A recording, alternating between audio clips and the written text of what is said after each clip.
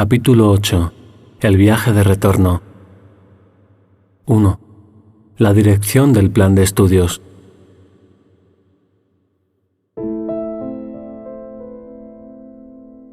El conocimiento no es la motivación para aprender este curso, la paz lo es.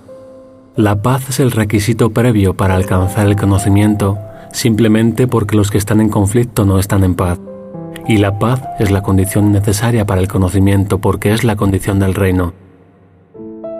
El conocimiento solo puede ser restituido cuando satisface sus condiciones. No es este un trato que Dios haya hecho, pues Dios no hace tratos.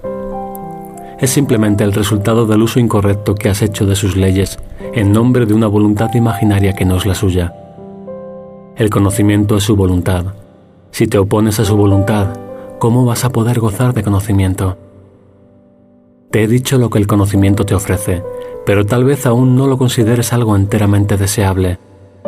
Pues de lo contrario, no estarías tan dispuesto a descartarlo cuando el ego te pide que le seas leal.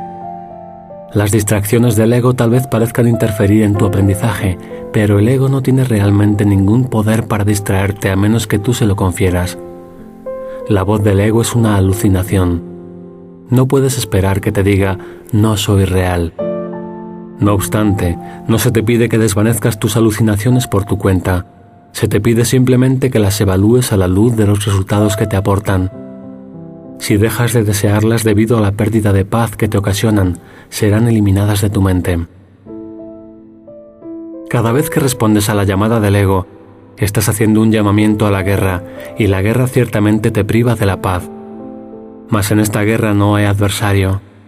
Esta es la reinterpretación de la realidad que tienes que hacer para asegurar tu paz, y la única que jamás necesitas hacer. Los que percibes como adversarios forman parte de tu paz, a la cual renuncias cuando les atacas. ¿Cómo se puede tener aquello a lo que se renuncia? Compartes para tener, pero no renuncias a lo que compartes. Cuando renuncias a la paz, te excluyes a ti mismo de ella.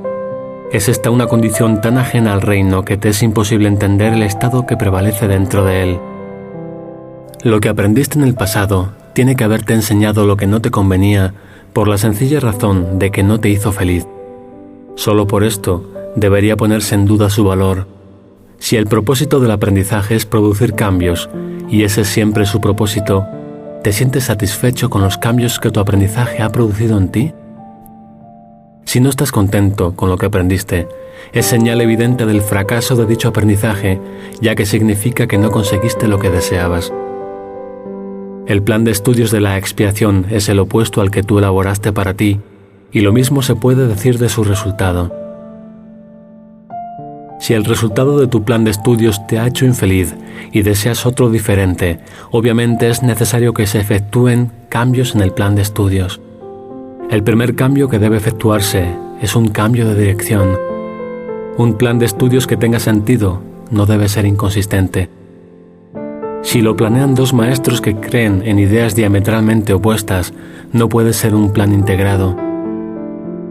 Si esos dos maestros lo ponen en práctica simultáneamente, cada uno de ellos no hará sino ser un obstáculo para el otro. Esto da lugar a fluctuaciones, pero no a un auténtico cambio. Los que son volátiles no tienen dirección. No pueden decidir ir en una dirección determinada porque no pueden abandonar la otra, si bien esta última no existe. Su plan de estudios conflictivo les enseña que todas las direcciones existen y no les proporciona ninguna base racional sobre la que fundar su elección. Antes de que pueda efectuarse un auténtico cambio de dirección, es necesario reconocer plenamente la total insensatez de semejante plan de estudios. No puedes aprender simultáneamente de dos maestros que están en completo desacuerdo con respecto a todo. Su plan de estudios conjunto constituye una tarea de aprendizaje imposible. Te están enseñando cosas completamente diferentes de forma completamente diferente, lo cual sería posible si no fuera porque las enseñanzas de ambos son acerca de ti. Ninguno de ellos puede alterar tu realidad, pero si les escuchas a los dos, tu mente estará dividida con respecto a lo que es tu realidad.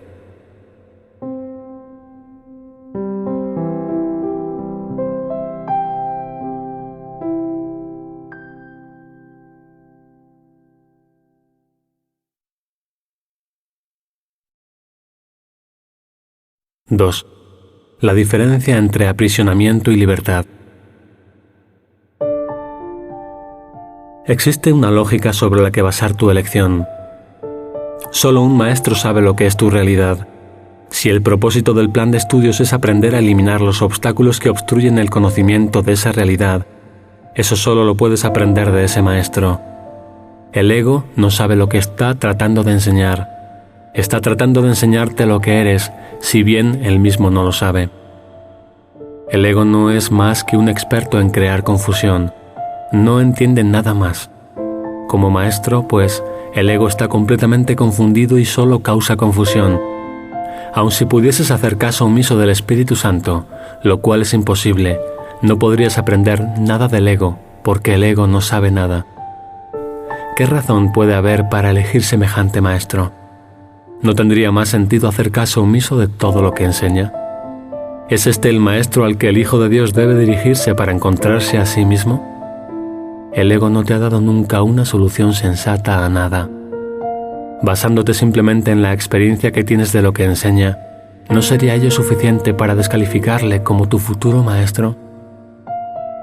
Mas el daño que el ego le ha ocasionado a tu aprendizaje no se limita solo a eso. Aprender es placentero si te conduce por la senda que te resulta natural y facilita el desarrollo de lo que ya tienes.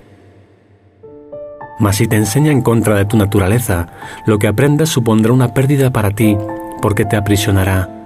Tu voluntad forma parte de tu naturaleza y por lo tanto no puede ir contra ella. El ego no te puede enseñar nada mientras tu voluntad sea libre, porque no le escucharías. Tu voluntad no es estar aprisionado, porque tu voluntad es libre. Esa es la razón de que el ego sea la negación del libre albedrío. No es nunca Dios el que te coacciona, ya que comparte su voluntad contigo.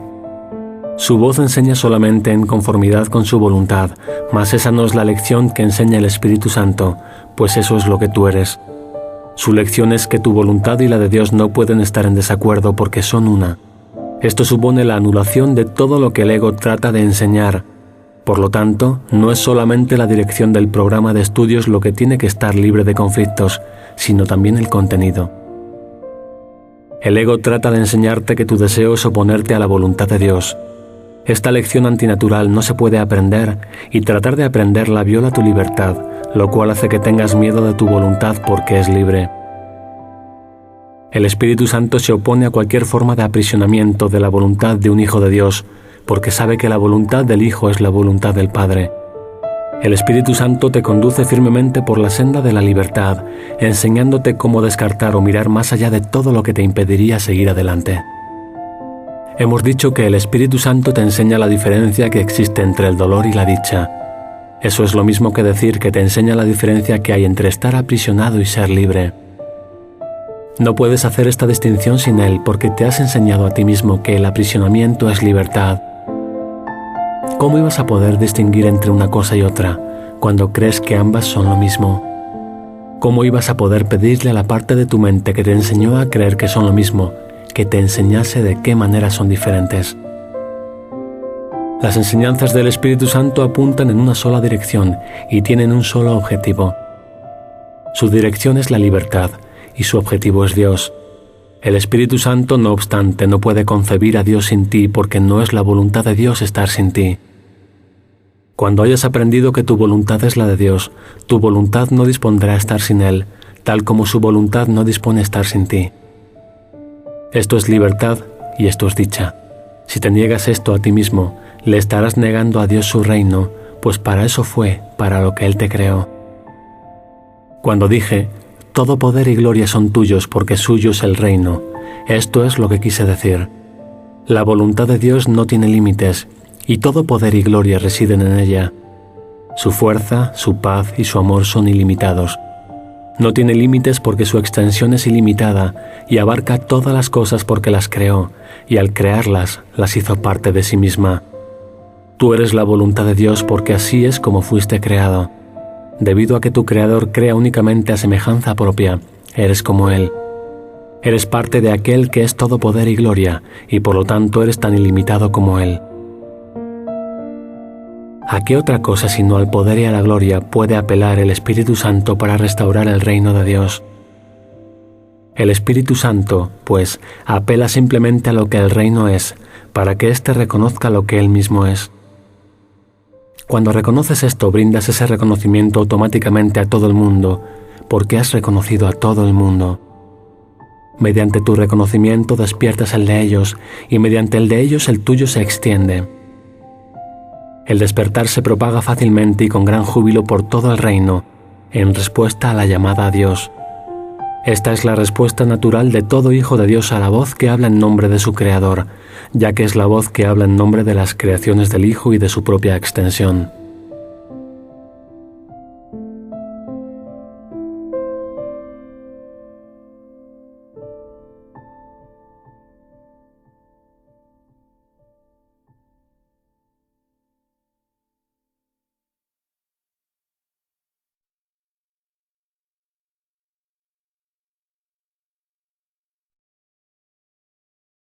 (3) El encuentro santo. Gloria a Dios en las alturas, y también a ti porque así lo ha dispuesto su voluntad. Pide y se te dará, pues ya se te ha dado. Pide luz y aprende que eres luz. Si quieres tener entendimiento e iluminación, aprenderás que eres luz, ya que tu decisión de aprender esto es la decisión de querer escuchar al Maestro que sabe de luz, y que por lo tanto puede enseñarte lo que ésta es. No hay límite en lo que puedes aprender porque tu mente no tiene límites. Las enseñanzas del Espíritu Santo no tienen límites porque Él fue creado para enseñar. Al comprender perfectamente cuál es su función, la desempeña perfectamente porque ese es su gozo y el tuyo. Hacer la voluntad de Dios perfectamente es el único gozo y la única paz que pueden conocerse plenamente, al ser la única función que se puede experimentar plenamente. Cuando esto se alcanza, ninguna otra experiencia es posible. Desear otra experiencia, no obstante, obstaculiza su logro, porque la voluntad de Dios no es algo que se te pueda imponer, ya que para experimentarla tienes que estar completamente dispuesto a ello. El Espíritu Santo sabe cómo enseñar esto, pero tú no. Esa es la razón por la que lo necesitas y por la que Dios te lo dio. Únicamente sus enseñanzas pueden liberar a tu voluntad para que se incorpore a la de Dios, uniéndola a su poder y gloria y estableciendo a estos como tuyos. Los compartes tal como Dios los comparte, porque ese es el resultado natural de su existencia. La voluntad del Padre y la del Hijo son una, por razón de su extensión. Dicha extensión es el resultado de la unicidad de la que ambos gozan, la cual mantiene intacta la unidad de ambos al extender su voluntad conjunta.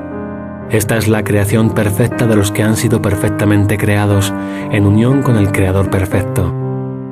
El Padre tiene que dar paternidad a su Hijo porque su propia paternidad tiene que seguir extendiéndose. Tú, cuyo lugar está en Dios, tienes la santa función de extender su paternidad no imponiendo ningún límite sobre ella. Deja que el Espíritu Santo te enseñe cómo hacer esto, pues lo que ello significa solo lo puedes aprender de Dios mismo. Cuando te encuentras con alguien, recuerda que se trata de un encuentro santo. Tal como le consideres a él, así te considerarás a ti mismo. Tal como le trates, así te tratarás a ti mismo. Tal como pienses de él, así pensarás de ti mismo. Nunca te olvides de esto, pues en tus semejantes o bien te encuentras a ti mismo, o bien te pierdes a ti mismo. Cada vez que dos hijos de Dios se encuentran, se les proporciona una nueva oportunidad para salvarse. No dejes de darle la salvación a nadie para que así la puedas recibir tú. Yo estoy siempre contigo, en memoria tuya.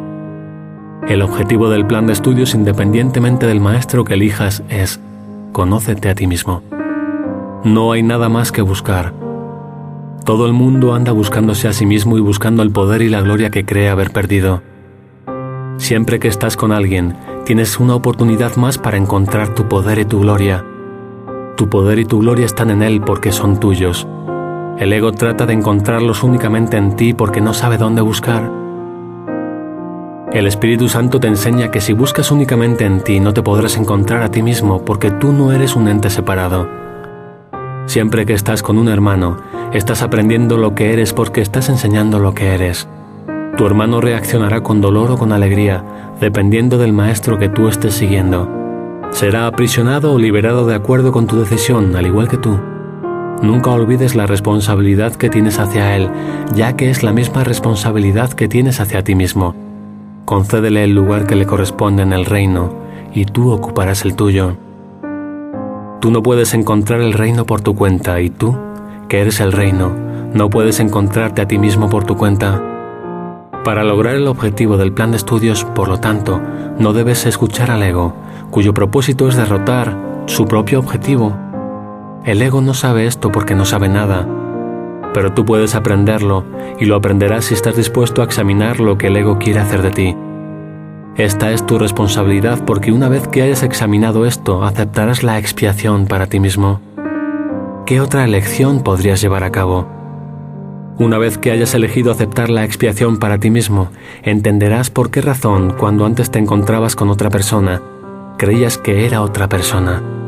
Y cada encuentro santo en el que te entregues completamente te enseñará que eso no es así. Solo puedes encontrarte con parte de ti mismo, porque eres parte de Dios, quien lo es todo.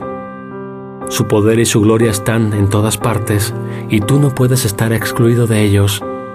El ego te enseña que tu fuerza reside solo en ti. El Espíritu Santo te enseña que toda fuerza reside en Dios, y por ende en ti. La voluntad de Dios es que nadie sufra. Él ha dispuesto que nadie sufra por haber tomado una decisión equivocada, y eso te incluye a ti. Por eso es por lo que te ha proporcionado los medios para rectificarla. Mediante su poder y su gloria, todas tus decisiones equivocadas se rectifican completamente, y así tu hermano y tú quedáis liberados de todo pensamiento opresivo que cualquier parte de la afiliación albergue. Las malas decisiones no tienen ningún poder porque no son verdaderas. El aprisionamiento que parecen producir es tan falso como ellas mismas. El poder y la gloria le pertenecen únicamente a Dios. Tú también le perteneces únicamente a Él. Dios da todo lo que le pertenece porque da de sí mismo, y todo le pertenece. Dar de ti mismo es la función que Él te encomendó. Llevarla a cabo perfectamente te permitirá recordar lo que tienes de Él, y así recordarás también lo que eres en Él. Es imposible que no puedas hacer esto, pues ese es tu poder. La gloria es el regalo que Dios te hace porque eso es lo que Él es. Contempla esa gloria en todas partes para que puedas recordar lo que eres.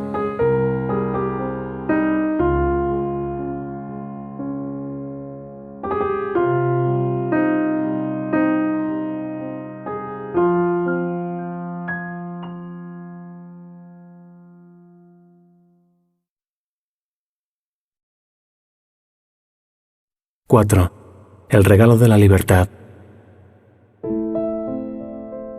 Si lo que la voluntad de Dios dispone para ti es paz y dicha absolutas, y eso no es lo único que experimentas, es que te estás negando a reconocer su voluntad. Su voluntad no fluctúa, pues es eternamente inmutable. Cuando no estás en paz, ello se debe únicamente a que no crees que estás en Él. Mas Él es el todo de todo. Su paz es absoluta y tú no puedes sino estar incluido en ella. Sus leyes te gobiernan porque lo gobiernan todo. No puedes excluirte a ti mismo de sus leyes, si bien puedes desobedecerlas. Si lo haces, no obstante, y solo en ese caso, te sentirás solo y desamparado porque te estarás negando todo. He venido como una luz a un mundo que en verdad se niega todo a sí mismo.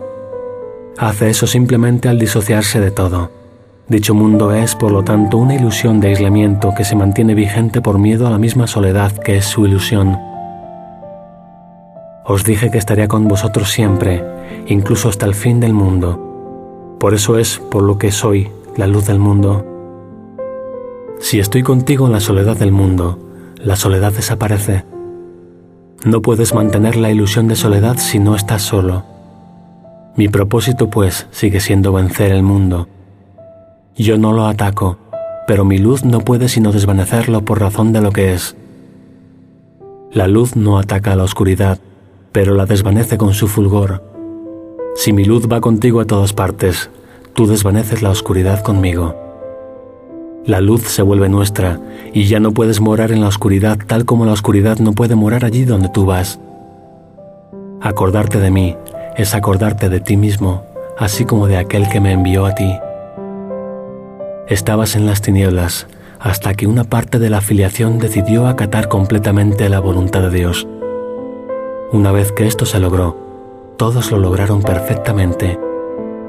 ¿De qué otra manera si no habría podido lograrse perfectamente?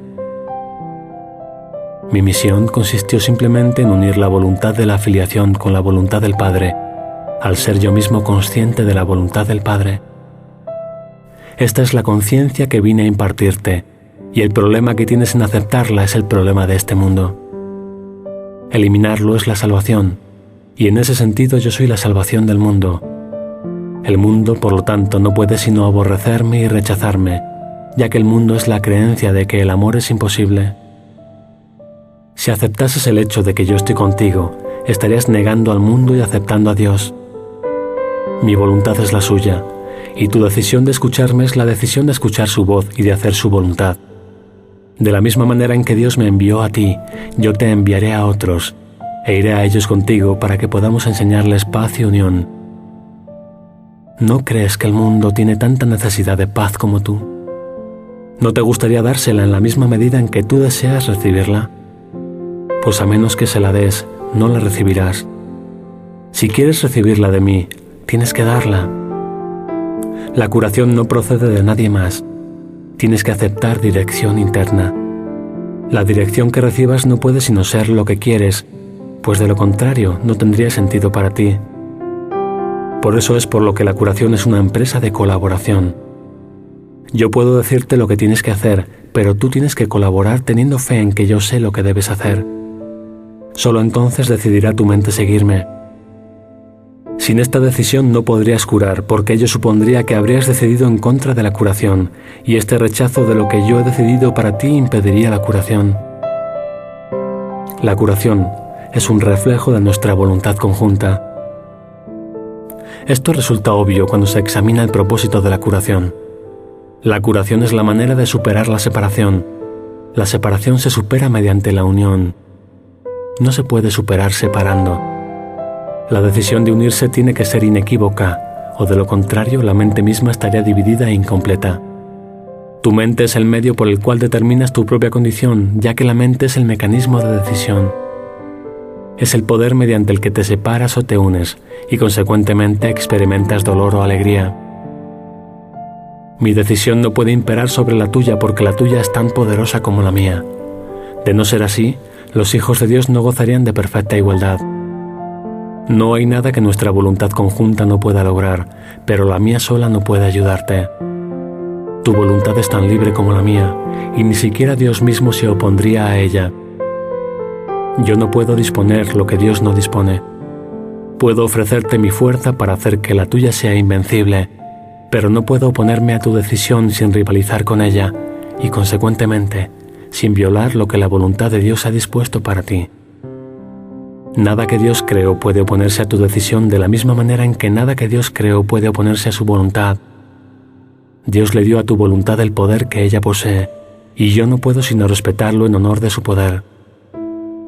Si quieres ser como yo, te ayudaré, pues sé que somos iguales. Si quieres ser diferente, aguardaré hasta que cambies de parecer.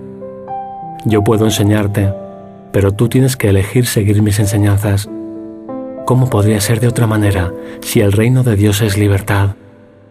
Nadie puede aprender lo que es la libertad si está sometido a cualquier clase de tiranía, y la perfecta igualdad de todos los hijos de Dios no se podría reconocer si una mente ejerciese dominio sobre otra. Los hijos de Dios gozan de perfecta igualdad en lo que respecta a su voluntad, por ser todos ellos la voluntad del Padre. Esta es la única lección que vine a enseñar. Si tu voluntad no fuese la mía, tampoco podría ser la de nuestro Padre. Esto significaría que habrías aprisionado la tuya y que no le has permitido ser libre. Solo no puedes hacer nada porque solo no eres nada. Yo no soy nada sin el Padre y tú no eres nada sin mí, porque al negar al Padre te niegas a ti mismo. Siempre me acordaré de ti, y en el hecho de que me acuerde de ti radica el que tú te acuerdes de ti mismo. En nuestro mutuo recuerdo radica nuestro recuerdo de Dios, y en ese recuerdo radica tu libertad, porque tu libertad está en Él. Únete, pues, a mí en alabanza de Él y de ti que fuiste creado por Él. Este es nuestro regalo de gratitud hacia Él, que Él a su vez compartirá con todas sus creaciones, a las que da por igual todo lo que es aceptable para Él. Por ser aceptable para Él es el regalo de la libertad, que es lo que su voluntad dispone para todos sus hijos. Al ofrecer libertad te liberarás. La libertad es el único regalo que les puedes ofrecer a los hijos de Dios, ya que es el reconocimiento de lo que ellos son y de lo que Él es.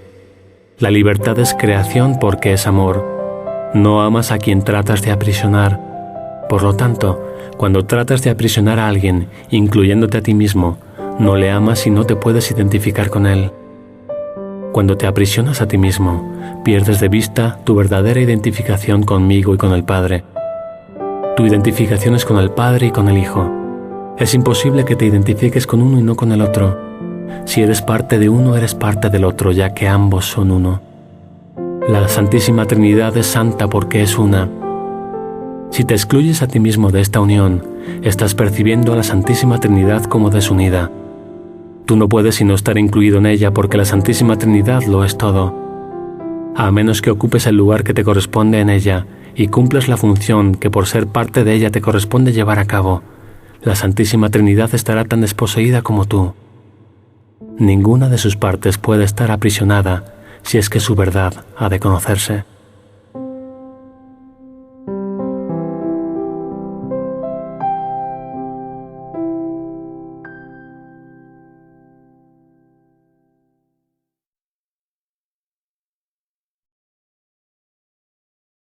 (5) La voluntad indivisa de la filiación.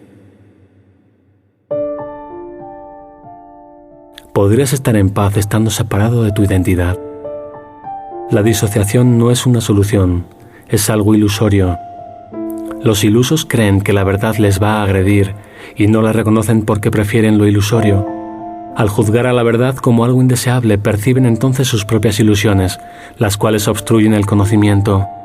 Ayúdales ofreciéndoles tu mente unificada para su beneficio, tal como yo te ofrezco la mía en beneficio de la tuya. Solos no podemos hacer nada, pero juntos nuestras mentes se funden en algo cuyo poder es mucho mayor que el poder de sus partes separadas. Puesto que nuestras mentes no están separadas, la mente de Dios se establece en ellas como nuestra mente. Esta mente es invencible porque es indivisa. La voluntad indivisa de la filiación, la voluntad de Dios, es el Creador perfecto, por ser completamente semejante a Dios. No puedes estar excluido de ella si es que has de entender lo que es y lo que eres tú. Al creer que tu voluntad está separada de la mía, te excluyes de la voluntad de Dios, que es lo que eres. Con todo, curar sigue siendo brindar plenitud. Por lo tanto, curar es unirse a los que son como tú, ya que percibir esta semejanza es reconocer al Padre. Si tu perfección reside en Él, y solo en Él, ¿cómo podrías conocerla sin reconocerle a Él? Reconocer a Dios es reconocerte a ti mismo. No hay separación entre Dios y su creación. Te darás cuenta de esto cuando comprendas que no hay separación entre tu voluntad y la mía. Deja que el amor de Dios irradie sobre ti mediante tu aceptación de mí. Mi realidad es tuya y suya. Cuando unes tu mente a la mía, estás proclamando que eres consciente de que la voluntad de Dios es una. La unicidad de Dios y la nuestra no están separadas porque su unicidad incluye la nuestra. Unirte a mí es restituir su poder en ti toda vez que es algo que compartimos. Te ofrezco únicamente el reconocimiento de su poder en ti, pero en eso radica toda la verdad. A medida que tú y yo nos unimos a Él. Gloria a la unión de Dios con sus santos hijos. Toda gloria reside en ellos porque están unidos. Los milagros que obramos dan testimonio de lo que la voluntad del Padre dispone para su Hijo y de nuestro gozo al unirnos a lo que su voluntad dispone para nosotros. Cuando te unes a mí, lo haces sin el ego, porque yo he renunciado al ego en mí y por lo tanto no puedo unirme al tuyo. Nuestra unión es, por consiguiente, la manera de renunciar al ego en ti. La verdad en nosotros dos está más allá del ego. Que trascenderemos el ego está garantizado por Dios y yo comparto su certeza con respecto a nosotros dos y a todos nosotros. Yo les devuelvo la paz de Dios a todos sus hijos porque la recibí de Él para todos nosotros. Nada puede prevalecer contra nuestras voluntades unidas porque nada puede prevalecer contra la voluntad de Dios. ¿Quieres saber lo que la voluntad de Dios dispone para ti? Pregúntamelo a mí, que lo sé por ti y lo sabrás. No te negaré nada, tal como Dios no me niega nada a mí. Nuestra jornada es simplemente la de regreso a Dios, que es nuestro hogar. Siempre que el miedo se interpone en el camino hacia la paz, es porque el ego ha intentado unirse a nuestra jornada, aunque en realidad no puede hacerlo. Presintiendo la derrota e irritado por ella, se considera rechazado y se vuelve vengativo. Tú eres invulnerable a sus represalias porque yo estoy contigo. En esta jornada me has elegido a mí de compañero en vez de al ego. No trates de aferrarte a ambos, pues si lo haces estarás tratando de ir en direcciones contrarias y te perderás. El camino del ego no es mi camino, pero tampoco es el tuyo. El Espíritu Santo les ofrece una sola dirección a todas las mentes, y la que me enseñó a mí es la que te enseña a ti. No perdamos de vista la dirección que Él nos señala por razón de las ilusiones, pues solo la ilusión de que existe otra dirección puede nublar aquella en favor de la cual la voz de Dios habla en todos nosotros. Nunca le concedas al ego el poder de interferir en la jornada. El ego no tiene ningún poder, porque la jornada es el camino que conduce a lo que es verdad. Deja atrás todas las ilusiones y ve más allá de todos los intentos del ego de demorarte. Yo voy delante de ti porque he trascendido el ego. Dame, por lo tanto, la mano, puesto que tu deseo es trascenderlo también. Mi fortaleza estará siempre disponible y si eliges compartirla dispondrás de ella. Te la doy gustosamente y de todo corazón, porque te necesito tanto como tú me necesitas a mí.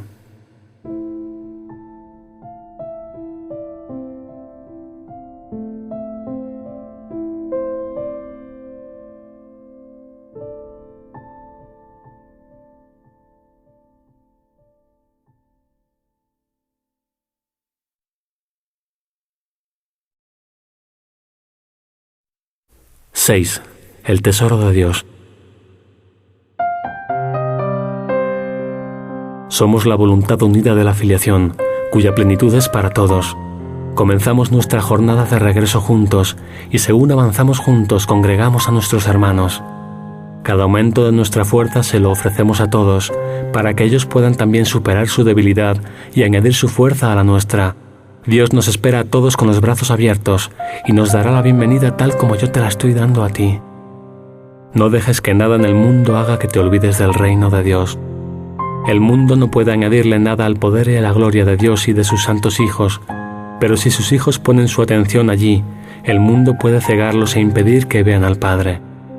Tú no puedes ver el mundo y conocer a Dios. Solo uno de ellos es verdad. He venido a decirte que no es a ti a quien corresponde decidir cuál de ellos lo es. Si lo fuese, ya te habrías destruido a ti mismo. Mas Dios no dispuso la destrucción de sus creaciones, pues las creó para toda la eternidad. Su voluntad te ha salvado, no de ti mismo, sino de la ilusión de ti mismo. Dios te ha salvado para ti mismo. Glorifiquemos a aquel que el mundo niega, pues el mundo no tiene poder alguno sobre su reino. Nadie que Dios haya creado puede encontrar dicha en nada excepto en lo eterno, no porque se le prive de todo lo demás, sino porque nada más es digno de él. Lo que Dios y sus hijos crean es eterno, y en esto y solo en esto radica su dicha. Escucha la parábola del hijo pródigo y aprende cuál es el tesoro de Dios y el tuyo. El hijo de un padre amoroso abandonó su hogar y pensó que había derrochado toda su fortuna a cambio de cosas sin valor, si bien no había entendido en su momento la falta de valor de las mismas. Le daba vergüenza volver a su padre, porque pensaba que le había herido. Mas cuando regresó a casa, su padre le recibió jubilosamente, toda vez que el hijo en sí era su tesoro. El padre no quería nada más. Lo único que Dios desea es su hijo, porque su hijo es su único tesoro. Tú deseas tus creaciones tal como Él desea las suyas. Tus creaciones son tu regalo a la Santísima Trinidad, creadas como muestra de agradecimiento por tu propia creación. Tus creaciones no te han abandonado, de la misma manera en que tú tampoco has abandonado a tu Creador, sino que extienden tu creación de la misma forma en que Dios se extendió a sí mismo hasta ti. ¿Pueden acaso las creaciones de Dios derivar dicha de lo que no es real? ¿Y qué es real, sino las creaciones de Dios y aquellas que son creadas como las suyas? Tus creaciones te aman tal como tú amas a tu Padre por el regalo de tu creación. Ningún otro regalo es eterno, y por lo tanto ningún otro regalo es verdadero. ¿Cómo entonces ibas a poder aceptar cualquier otra cosa o dar cualquier otra cosa y esperar dicha a cambio? ¿Y qué otra cosa podrías desear sino la dicha? Tú ni te hiciste a ti mismo, ni hiciste tu función. Lo único que hiciste fue tomar la decisión de ser indigno de ambas cosas. Pero no puedes hacerte indigno porque eres el tesoro de Dios y lo que para Él tiene valor es valioso. No se puede poner en duda su valor, pues éste reside en el hecho de que Dios se compartió a sí mismo con Él, estableciendo así su valor para siempre. Tu función es aumentar el tesoro de Dios creando el tuyo. Su voluntad hacia ti es su voluntad para ti. Él no te negaría la capacidad de crear porque en ello radica su dicha. Tú no puedes hallar dicha excepto como Dios lo hace. Su gozo estriba en haberte creado a ti y Él te extiende su paternidad para que tú puedas extenderte tal como Él lo hizo. No comprendes esto porque no le comprendes a Él. Nadie que no acepte su función puede entender lo que ésta es, y nadie puede aceptar su función a menos que sepa lo que Él mismo es. La creación es la voluntad de Dios. Su voluntad te creó para que tú a tu vez creases. Tu voluntad no fue creada aparte de la suya, por lo tanto, tiene que disponer lo mismo que la suya. La idea de una voluntad reacia no tiene sentido por ser una contradicción intrínseca que en realidad no significa nada. Cuando piensas que no estás dispuesto a ejercer tu voluntad en conformidad con la de Dios, no estás pensando realmente. La voluntad de Dios es puro pensamiento y no se puede contradecir con pensamientos. Dios no se contradice a sí mismo y sus hijos, que son como Él, no pueden contradecirse a sí mismos ni contradecirle a Él. Su pensamiento, no obstante, es tan poderoso que pueden incluso aprisionar a la mente del Hijo de Dios si así lo deciden. Esta decisión hace ciertamente que el Hijo de Dios no conozca su función, aunque ésta nunca le es desconocida a su Creador. Y puesto que no le es desconocida a su Creador, Él siempre la puede conocer. La única pregunta que jamás debieras hacerte es: ¿deseo saber lo que la voluntad de mi Padre dispone para mí? Él no te lo ocultará. Me lo reveló a mí cuando se lo pregunté, y así supe lo que Él ya había dado. Nuestra función es colaborar juntos porque separados el uno del otro no podemos funcionar en absoluto. El poder del Hijo de Dios reside en todos nosotros, pero no en ninguno de nosotros por separado. Dios no desea que estemos solos porque su voluntad no es estar solos. Por eso creó a su Hijo y le dio el poder de crear junto con Él. Nuestras creaciones son tan santas como nosotros, y nosotros, que somos los hijos de Dios, somos tan santos como Él. Por medio de nuestras creaciones extendemos nuestro amor, aumentando así el gozo de la Santísima Trinidad. No comprendes esto porque, aunque eres el tesoro de Dios, no te consideras valioso. Como resultado de esa creencia, no puedes entender nada. Yo soy consciente del valor que Dios te otorga. Mi devoción por ti procede de Él, pues nació del conocimiento que tengo de mí mismo y de Él. No podemos estar separados. Lo que Dios ha unido no se puede separar, y Dios ha unido a todos sus hijos en sí mismo. ¿Cómo ibas a poder estar separado de tu vida y de tu ser? El viaje a Dios es simplemente el redespertar del conocimiento de dónde estás siempre y de lo que eres eternamente. Es un viaje sin distancia hacia una meta que nunca ha cambiado. La verdad solo puede ser experimentada, no se puede describir ni explicar. Yo puedo hacerte consciente de las condiciones que la facilitan, pero la experiencia en sí forma parte del ámbito de Dios. Juntos podemos satisfacer sus condiciones, pero la verdad vendrá a ti por su cuenta. Lo que la voluntad de Dios ha dispuesto para ti es tuyo. Dios le ha dado su voluntad a su tesoro, para quien esa voluntad es su propio tesoro. Allí donde esté tu tesoro, allí estará tu corazón, tal como el suyo está allí donde se encuentra su tesoro. Tú, a quien Dios ama, eres completamente bendito. Aprende esto de mí y libera la santa voluntad de todos aquellos que son tan benditos como tú.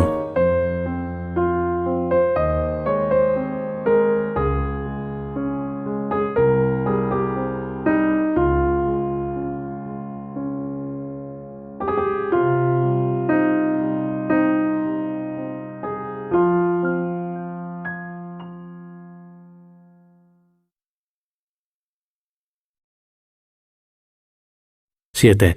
El cuerpo como medio de comunicación. Los ataques son siempre físicos. Cuando se infiltra en tu mente cualquier forma de ataque, es que estás equiparándote con el cuerpo, ya que esta es la interpretación que el ego hace de él. No tienes que atacar físicamente para aceptar esta interpretación. La aceptas por el mero hecho de creer que atacando puedes obtener lo que deseas. Si no creyeses esto, la idea del ataque no tendría atractivo alguno para ti. Siempre que te equiparas con el cuerpo, experimentas depresión. Cuando un hijo de Dios piensa así de sí mismo, se está menospreciando y está haciendo lo mismo con sus hermanos, y puesto que solo puede encontrarse a sí mismo en ellos, está por lo tanto negándose a sí mismo la salvación. Recuerda que para el Espíritu Santo el cuerpo es únicamente un medio de comunicación. Al ser el nexo de comunicación entre Dios y sus hijos separados, el Espíritu Santo interpreta todo lo que has hecho a la luz de lo que Él es. El ego se para mediante el cuerpo. El Espíritu Santo llega a otros a través de él. No percibes a tus hermanos tal como el Espíritu Santo lo hace porque no crees que los cuerpos sean únicamente medios para unir mentes y para unirlas con la tuya y con la mía. Esta interpretación del cuerpo te hará cambiar de parecer con respecto al valor de éste. El cuerpo de por sí no tiene ningún valor. Si usas el cuerpo para atacar, éste se convierte en algo perjudicial para ti. Si lo usas con el solo propósito de llegar hasta las mentes de aquellos que creen ser cuerpos para enseñarles a través del mismo cuerpo que eso no es verdad, entenderás el poder de la mente que reside en ti. Si usas el cuerpo con este fin, y solo con este fin, no lo podrás usar para atacar. Cuando se usa con el propósito de unir, se convierte en una hermosa lección de comunión, que tiene valor hasta que la comunión se consuma. Esta es la forma en que Dios hace que lo que tú has limitado sea ilimitado. El Espíritu Santo no ve el cuerpo como lo ves tú, porque sabe que la única realidad de cualquier cosa es el servicio que le presta a Dios en favor de la función que Él le asigna. La comunicación pone fin a la separación. El ataque la fomenta. El cuerpo es feo o hermoso, violento o apacible, perjudicial o útil, dependiendo del uso que se haga de él. Y en el cuerpo de otros verás el uso que has hecho del tuyo. Si tu cuerpo se convierte en un medio que pones a disposición del Espíritu Santo para que Él lo use en nombre de la unión de la filiación, no verás lo físico excepto como es. Úsalo para la verdad y lo verás correctamente. Úsalo incorrectamente y lo interpretarás mal, lo cual habrás hecho ya al usarlo incorrectamente. Interpreta cualquier cosa sin el Espíritu Santo y desconfiarás de ello. Eso te conducirá al odio y al ataque, y hará que pierdas la paz. Toda pérdida, no obstante, procede de los falsos conceptos que albergas, pues es imposible perder, sea cual sea la forma en que se manifieste la pérdida. Mas cuando ves a un hermano como una entidad física, pierdes su poder y su gloria así como los tuyos. Le has atacado, pero tienes que haberte atacado a ti mismo primero. Por tu propia salvación, que le ha de brindar a él la suya, no le veas así. No dejes que él se menosprecie a sí mismo en tu mente, sino libérale de su creencia de que es insignificante y así te liberarás tú de la tuya. Como parte de ti, él es santo. Como parte de mí, tú lo eres. Entablar comunicación con cualquier parte de Dios es ir más allá del reino hasta su Creador gracias a su voz, la cual Él ha establecido como parte de ti. Alégrate, por lo tanto, de que no puedas hacer nada por ti mismo, pues no eres de ti mismo. La voluntad de aquel del que formas parte ha establecido para ti tu poder y tu gloria. Con ellos puedes lograr perfectamente lo que su santa voluntad ha dispuesto para ti una vez que la aceptes. Él no te ha privado de sus dones, mas tú crees que se los has arrebatado a Él. Por amor a su nombre, no dejes que ningún hijo de Dios permanezca oculto, pues su nombre es el tuyo. La Biblia dice, el verbo o pensamiento se hizo carne. Estrictamente hablando, eso es imposible, puesto que parece implicar que un orden de realidad pasó a ser otro. Los distintos órdenes de realidad, al igual que los distintos grados de dificultad de los milagros, tan solo dan la impresión de existir. El pensamiento no se puede convertir en carne excepto mediante una creencia, ya que el pensamiento no es algo físico. El pensamiento, no obstante, es comunicación, para lo que sí se puede usar el cuerpo. Este es el único uso natural que se puede hacer de él. Usarlo de forma antinatural es perder de vista el propósito del Espíritu Santo y confundirse con respecto al objetivo de su plan de estudios.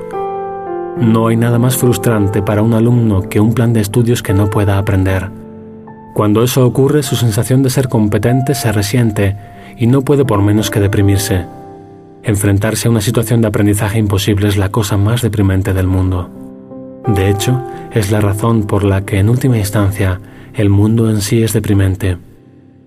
El plan de estudios del Espíritu Santo nunca es deprimente porque es un plan de estudios que produce dicha. Siempre que se reacciona con depresión ante el aprendizaje, es porque se ha perdido de vista el verdadero objetivo del plan de estudios. En este mundo, ni siquiera el cuerpo se percibe como algo íntegro. Se considera que su propósito está dividido en muchas funciones que no tienen ninguna relación entre sí, o muy poca, de modo que parece estar regido por el caos. Guiado por el ego, lo está. Guiado por el Espíritu Santo, no. En este último caso se convierte en un medio a través del cual la parte de la mente que trataste de separar del Espíritu puede trascender sus propias distorsiones y retornar a él. El templo del ego se convierte así en el templo del Espíritu Santo, en el que la devoción por él reemplaza a la devoción por el ego. En este sentido, el cuerpo se convierte ciertamente en el templo de Dios. Su voz reside en su interior dirigiendo el uso que se hace de él. La curación es el resultado de usar el cuerpo exclusivamente para los fines de la comunicación. Puesto que eso es lo natural, sana al restaurar la unicidad, lo cual es también natural. Toda mente es íntegra, y la creencia de que parte de la mente es física o no mental es una interpretación fragmentada o enfermiza. Es imposible convertir a la mente en algo físico, pero es posible hacer que se manifieste a través de lo físico si usa el cuerpo para ir más allá de sí misma. Al hacer eso, la mente se extiende. No se detiene en el cuerpo porque si lo hace su propósito queda obstruido. Una mente que ha sido obstruida se ha permitido a sí misma ser vulnerable al ataque porque se ha vuelto contra sí misma. Despejar estos obstáculos es, por consiguiente, la única manera de garantizar ayuda y curación. Ayudar y curar son las expresiones naturales de la mente que está operando a través del cuerpo, pero no en él.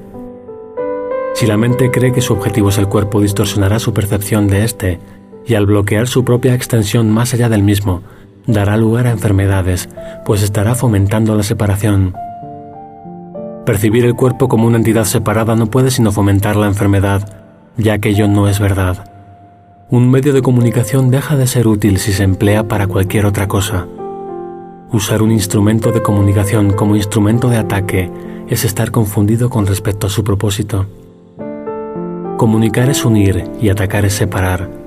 ¿Cómo ibas a poder hacer ambas cosas simultáneamente utilizando el mismo medio y no sufrir por ello? La percepción del cuerpo solo se puede unificar cuando se ha aceptado un solo propósito. Esto libera a la mente de la tentación de ver al cuerpo bajo distintas luces y puede entonces entregárselo por completo a la única luz en la que puede ser realmente entendido. Confundir un recurso de aprendizaje con un objetivo del plan de estudios es una confusión básica que impide el entendimiento de ambos. El aprendizaje tiene que conducir más allá del cuerpo, al restablecimiento del poder de la mente en él.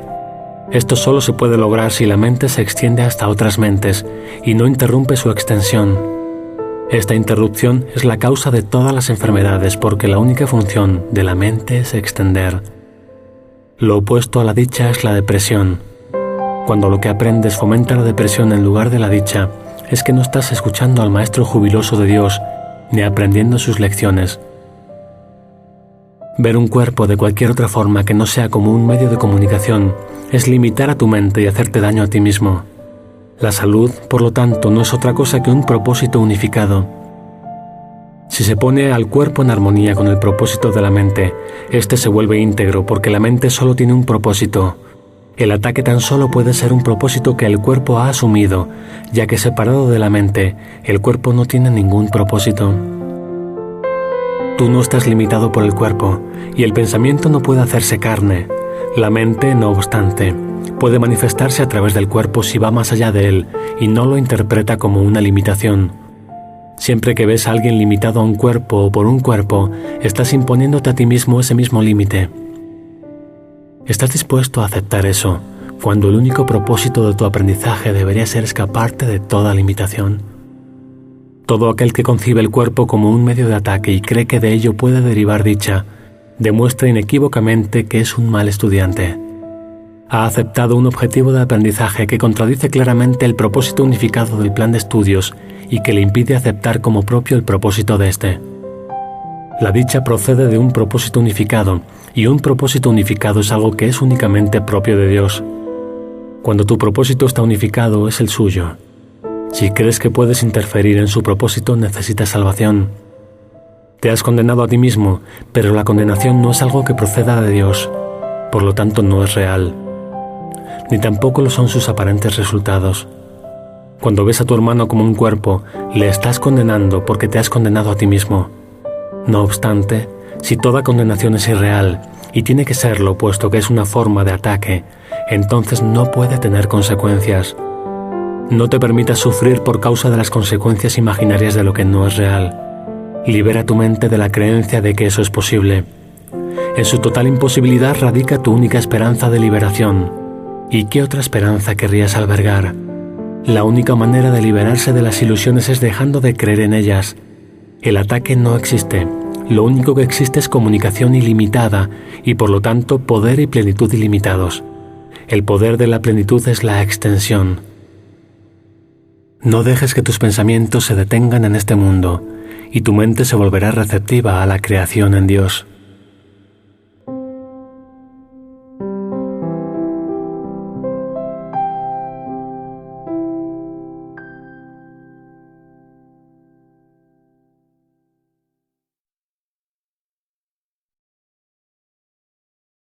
(8) El cuerpo como medio o como fin.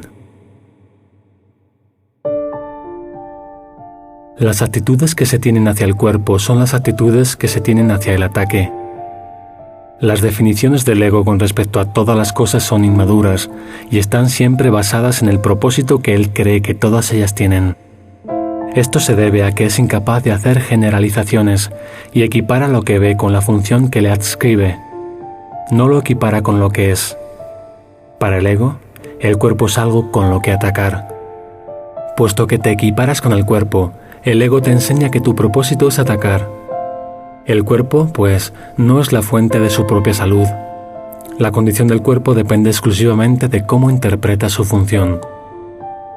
Las funciones son algo inherente al estado de ser, pues surgen de éste, mas su relación no es recíproca. El todo ciertamente define a la parte, pero la parte no define al todo. Conocer en parte, no obstante, es conocer enteramente debido a la diferencia fundamental que existe entre conocimiento y percepción.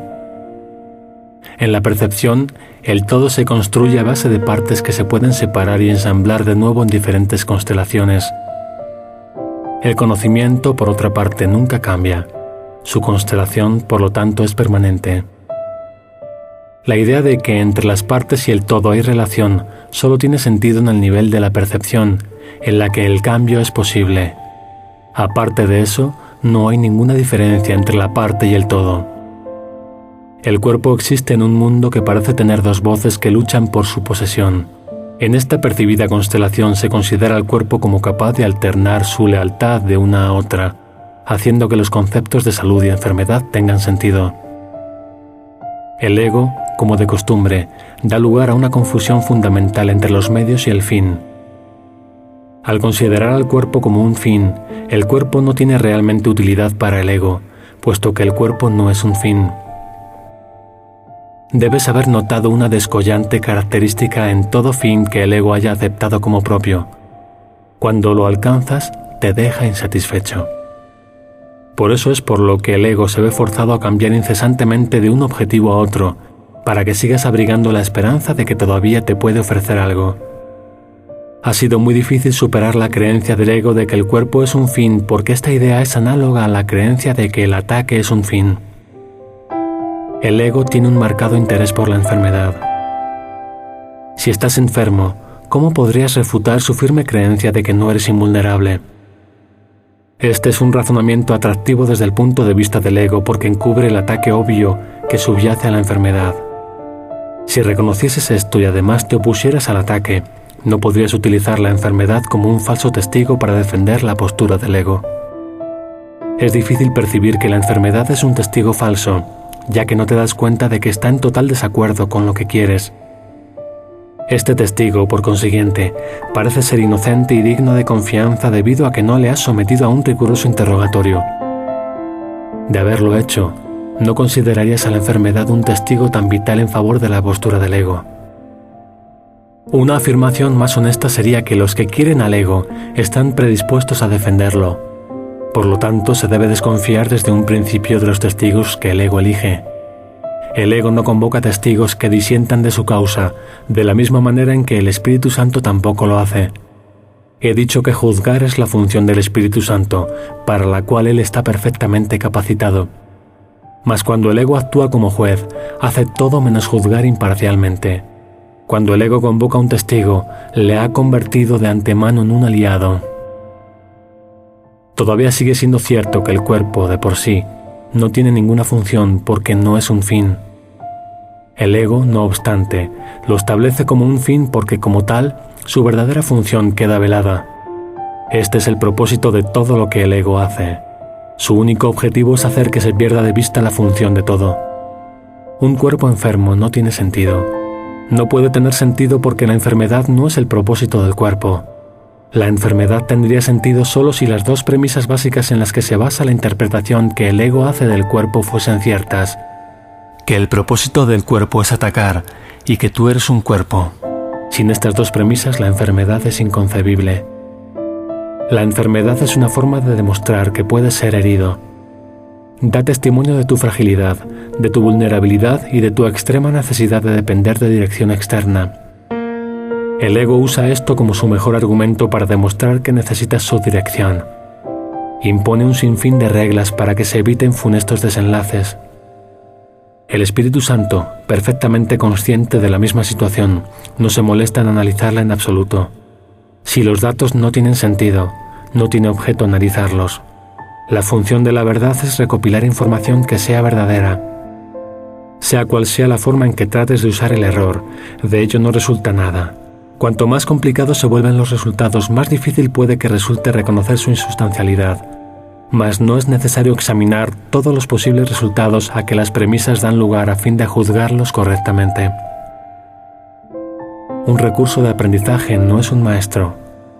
No te puede decir cómo te sientes. No sabe cómo te sientes porque has aceptado la confusión del ego y por lo tanto crees que un recurso de aprendizaje puede decirte cómo te sientes. La enfermedad no es más que otro ejemplo de tu insistencia en querer pedirle dirección a un maestro que no sabe la respuesta. El ego no puede saber cómo te sientes. Cuando dije que el ego no sabe nada, dije lo único que es completamente cierto con respecto al ego. Pero hay un corolario. Si solo el conocimiento existe y el ego no tiene conocimiento, entonces el ego no existe. Tal vez te preguntes cómo es posible que la voz de algo que no existe pueda ser tan insistente. ¿Has pensado alguna vez en el poder de distorsión que tiene lo que deseas, aun cuando no es real? Son muchos los casos que demuestran cómo lo que deseas distorsiona tu percepción. Nadie puede dudar de la pericia del ego para presentar casos falsos, ni nadie puede dudar tampoco de que estás dispuesto a escucharle hasta que decidas no aceptar nada excepto la verdad. Cuando dejes de lado al ego, éste desaparecerá. La voz del Espíritu Santo es tan potente como la buena voluntad que tengas de escucharla. No puede ser más potente sin que viole tu libertad de decisión, que el Espíritu Santo intenta restaurar, no menoscabar. El Espíritu Santo te enseña a usar el cuerpo solo como un medio de comunicación entre tus hermanos y tú, de modo que Él pueda enseñar su mensaje a través de ti. Esto les curará y por lo tanto te curará a ti. Nada que se utilice de acuerdo con su propia función, tal como el Espíritu Santo la ve, puede enfermar. Mas todo lo que se utiliza de cualquier otra forma no puede sino enfermarse. No permitas que el cuerpo sea el reflejo de una mente dividida. No dejes que sea una imagen de la percepción de pequeñez que tienes de ti mismo. No dejes que refleje tu decisión de atacar. Se reconoce que la salud es el estado natural de todas las cosas cuando se deja toda interpretación en manos del Espíritu Santo, quien no percibe ataque en nada. La salud es el resultado de abandonar todo intento de utilizar el cuerpo sin amor. La salud es el comienzo de la correcta perspectiva con respecto a la vida bajo la dirección del único maestro que sabe lo que ésta es, al ser la voz de la vida misma.